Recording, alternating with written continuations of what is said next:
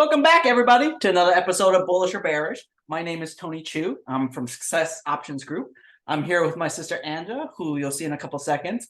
And we're bringing you another great topic this week where we give you both sides of the discussion and, really hit those topics that people are talking about on social media and other areas.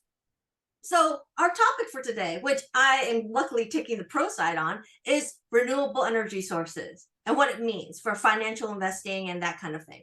And now, when you think about renewable energy sources, everybody always talks about how it's such a great thing because it's so much better for our environment. And you know what? It's renewable, which means it doesn't run out. So we're going to have it like you can keep using it over and over and over again. Okay. So where to even start? So the term most people hear in the investing field is this idea of ESG, all right? So environmental social governance. And the idea, like, or at least in the financial markets, is like you want to invest in companies that are doing this kind of good stuff.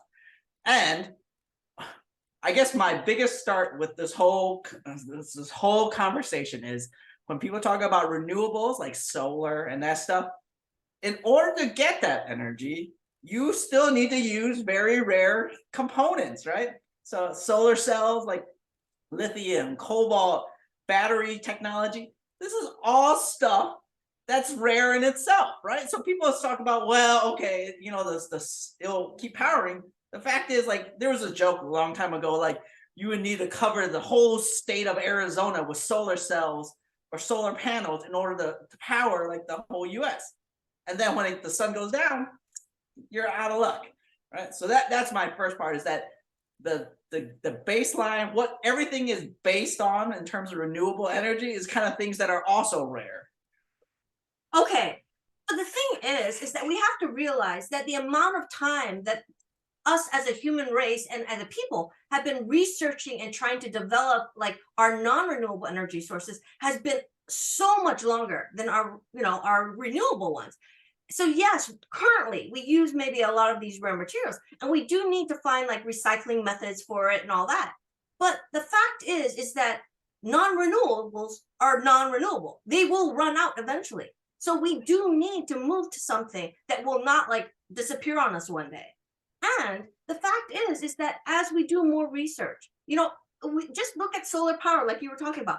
The batteries back when they first started were terrible. They wouldn't hold any charge at all.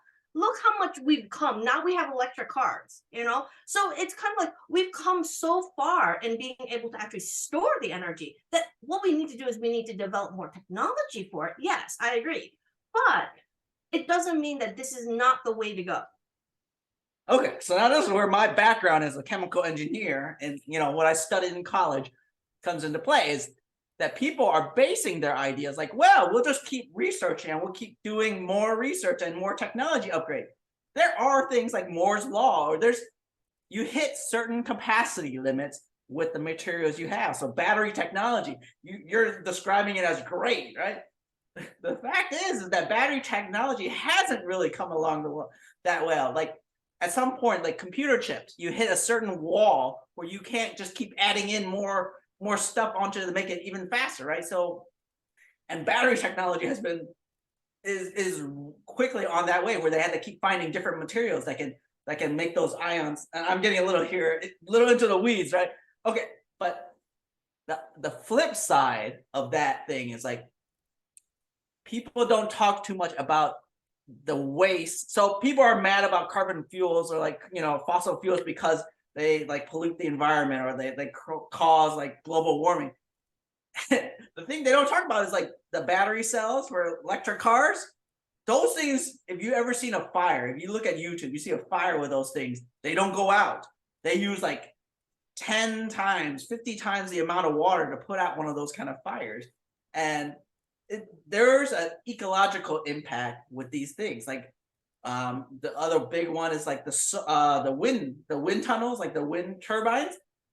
When those things break, what do you do with this massive wind turbine, right? So I think it's just what is like, it's like the pot calling the kettle black when people say like, well, it's just turn everything renewable, and then you don't talk about all the harmful impacts, ecological impacts as well, that kind of technology. So that is true. Renewable energy sources are based, like they're not like anytime, anywhere. Yes, like you said, wind turbines. You actually need somewhere where there's actually wind, so they'll work. Same thing with hydroelectric. You need somewhere that actually has water.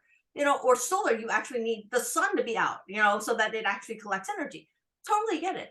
But the thing is that while you're talking about all the cons of our current technology, what we actually, yes, there is difficulty in like figuring out the next step, but it just kind of means that we need to find the next, like, and is this in like the next, like, how do you say that one thing that like transforms our ability to use this type of renewable energy source.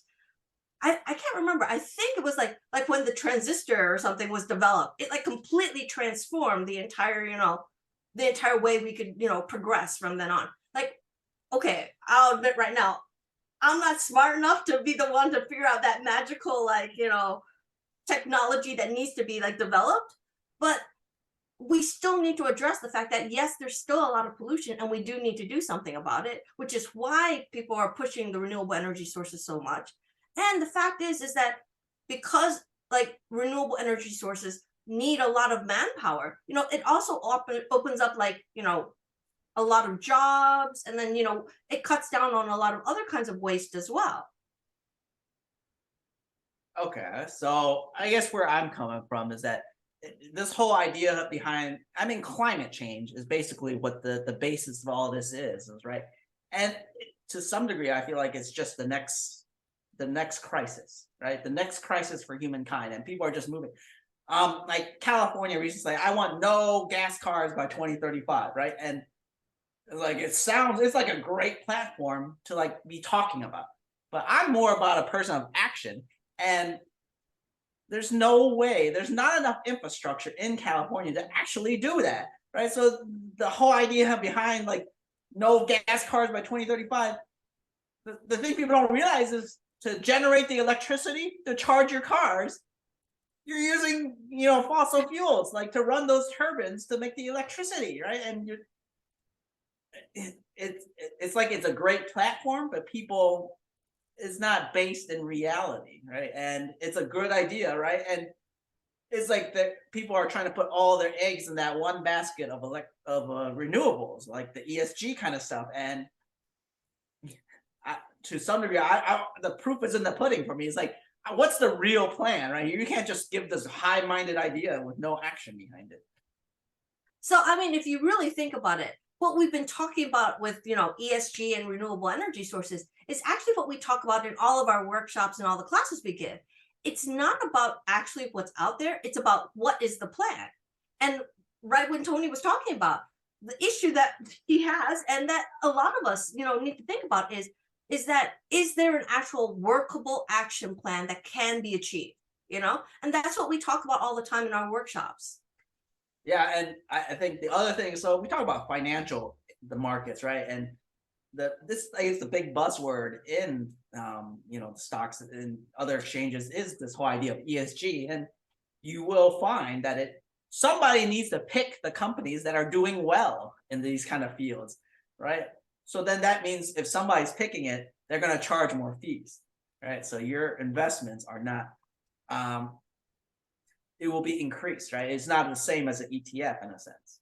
Right. So And yeah, go so ahead. the other thing is I wanted to say is that when I listen to you talk about those ESG funds and stuff, I also realized our whole conversation about actual renewable energy sources makes so like those companies, do we actually know like what their action plans to actually make their renewable energy achievable? Because like he's mentioned so far, and as in my research, there are still a lot of issues with making it actually smooth and running, and something that can actually be like kind of we can just count on like every day.